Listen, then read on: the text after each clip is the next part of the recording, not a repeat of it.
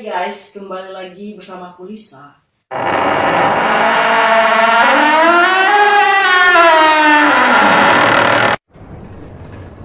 Kali ini aku mau berbagi pengalaman, yang pastinya pengalaman horor. Kejadiannya itu saat aku, kakak, abang, dan keponakan serta sepupu lagi liburan di Banten, teman-teman. Tepatnya tanggal 21 Desember 2018. Satu hari sebelum daerah pesisir Banten dilanda oleh tsunami. Nah, kami nginap di salah satu penginapan di sana. Kami itu sampainya di penginapan kira-kira sore, teman-teman. Terus penginapan kami itu terdiri dari 2 lantai. Lantai pertama ada dapur dan ada ruang tamu. Sedangkan lantai kedua ada 3 kamar tidur dan 2 kamar mandi. Satu kamar mandinya itu ada di kamar utama, teman-teman. Sedangkan satu lagi itu di luar, di antara kamar yang satu dan 2 lagi. Singkat cerita, teman-teman, setelah beresin semua barang bawaan, entah kenapa aku itu tiba-tiba pengen ke kamar mandi. Nah, sampai di kamar mandi, aku itu udah lihat darah di lantai. Tapi lantainya kering, sementara darahnya itu segar, teman-teman. Darahnya itu masih baru. Nah, aku teriak tuh manggil kakak aku, mau mastiin yang aku lihat itu beneran darah atau penglihatan aku. Dan ternyata itu beneran darah, teman-teman. Yang buat kami bingung itu darah siapa? Kami ini baru sampai, sementara penginapan ini tadinya masih kosong. Setelah itu kan kami sampai itu sore, nggak berapa lama maghrib tuh, teman-teman. Kakakku itu sholat, sementara aku dan yang lain itu lagi tidak sholat. Tiba-tiba aku dengar ada suara dari bawah, suara orang seperti ngambil minuman di dispenser. Aku biarin aja, karena aku tahu nggak ada orang di bawah. Tapi aku dengar terus beberapa kali. Nah, karena penasaran, aku ngecek, teman-teman, ke bawah. Aku lihat nggak ada siapapun. Emang sih di bawah itu suasananya agak sedikit horor gitu, teman-teman. Auranya sih yang nggak enak gitu. Nah, karena emang masih penasaran kan, aku tungguin tuh, aku duduk di sofa ruang tamu kan. Nah, sofanya itu kan ngebelakangin dinding tuh, tepat di dinding ini. Jadi aku senderin kepala aku ke dinding. Nah, dari dinding itu, teman-teman, aku dengar seperti ada suara yang mengalir. Tapi suara ngalirnya itu seperti ombak.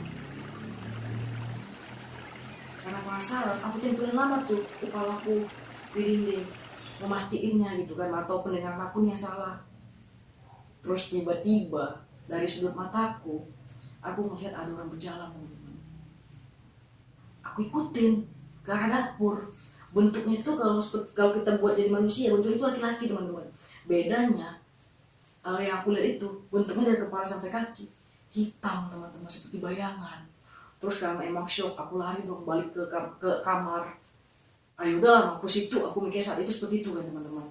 Nah, aku balik nih ke tempat tidur, main HP. Terus tiba-tiba aku terhening.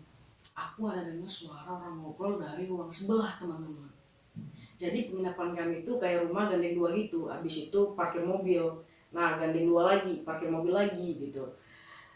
Tapi setahu aku, ruangan tersebut kosong, teman-teman, pas kami baru nyampe gitu. Aku lagi asik mikir nih. Aku datang. Dek, ada dengar suara ngobrol nggak di ruang sebelah? Dia tanya kan. Terus aku bilang, kakak dengar juga? Aku bilang gitu. Oh, mungkin bisa jadi penginapan itu udah diisi gak sama tamu. Aku bilang kan, kita positif aja tuh di situ pikirnya. Bisa jadi kan. Kami juga gak ngecek gitu. Terus kakakku balik ke kamarnya. Aku juga balik tuh beraktivitas, main HP, ngobrol sama sepupu gitu kan. Kakak aku datang lagi, teman-teman.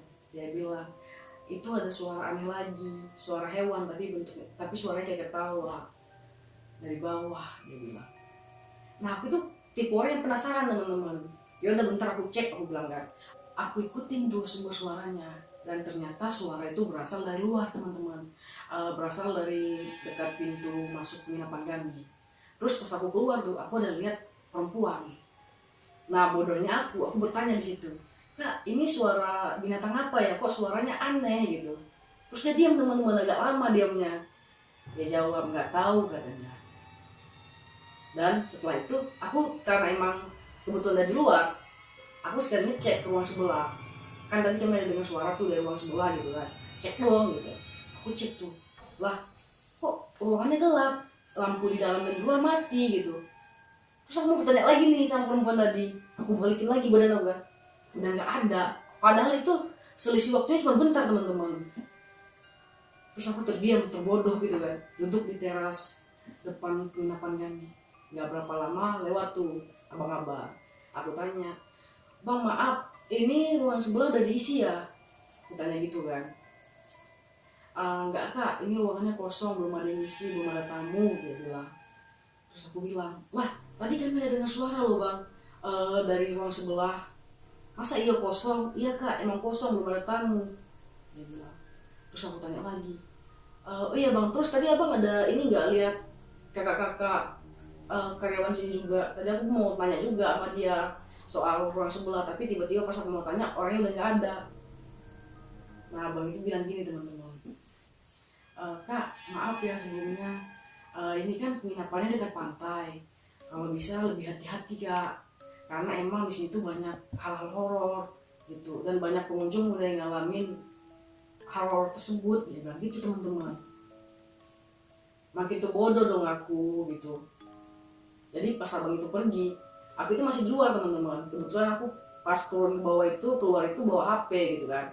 Nah suara tadi kan udah hilang tuh. Aku teleponan nih sama temen aku, konan cita-cita, tiba-tiba aku dengar lagi tuh suara yang tadi, dan suaranya itu lumayan kuat gitu, lumayan keras. Nah aku tanya sama temen aku, wah dengar nggak suara ini, itu suara apa ya? Aku bilang gitu kan, kira-kira. Terus dia malah bilang nggak dengar suara apapun, dia dengar cuma suara aku. Karena dia bilang gitu, aku buru-buru tuh balik ke kamar, balik ke atas gitu kan. Aku sampai di atas, aku ceritain tuh semua sama kakak aku. Nggak berapa lama setelah itu, abang aku balik tuh ke penginapan. Udah waktu jam makan ya, jadi dia ngajak makan gitu keluar ke restoran penginapan. Jadi pas diajak keluar makan, aku seneng teman-teman, weh lepas gitu kan. Sama makan itu nggak ada hal-hal yang aneh teman-teman, nggak ada hal-hal yang mistis, malah kami itu santai, ngobrol asik gitu kan, bener-bener nikmatin gitu. Nah setelah makan malam kan pengen balik lagi tuh penginapan, karena emang jamnya itu udah larut teman-teman. Jadi keponakan aku, sepupu aku itu udah pada tidur. Nah keponakan aku itu karena emang kami tadi ngalamin hal-hal yang gak enak, tidurnya bareng aku gitu kan. Jadi kamarnya yang dekat tangga itu dikosongin.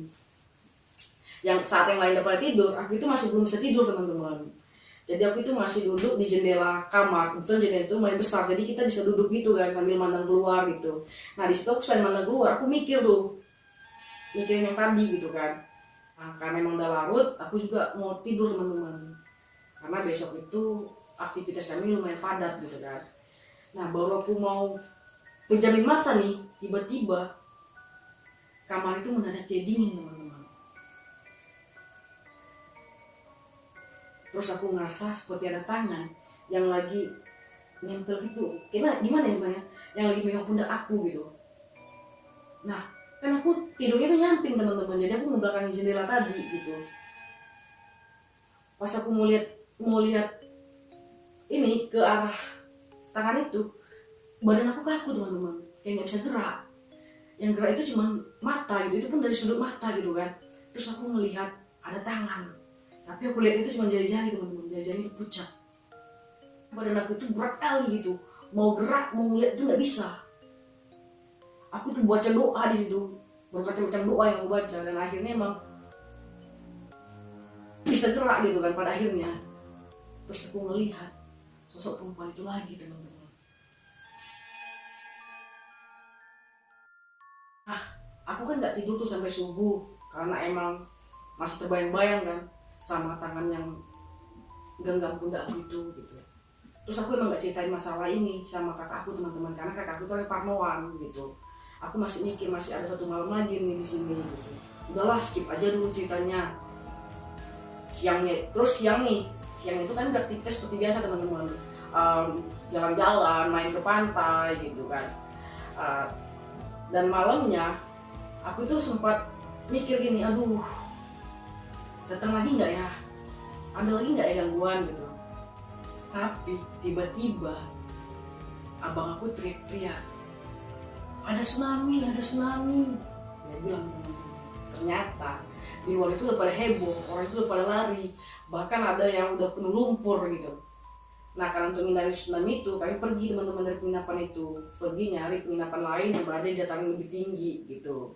Itulah pengalaman aku teman-teman, pengalaman horor yang selalu buat aku terngiang-ngiang kalau lagi nginap di daerah yang asing gitu. Semoga teman-teman gak ngalamin pengalaman aku ini, karena emang pengalaman ini benar-benar menegangkan gitu. Sekian cerita dari pengalaman aku teman-teman. Sampai ketemu di video selanjutnya. Semoga aku bisa kasih cerita-cerita yang lebih menarik, pengalaman yang lebih menarik. Jangan lupa di like, di subscribe, and di share ya teman-teman. Thank you and bye-bye.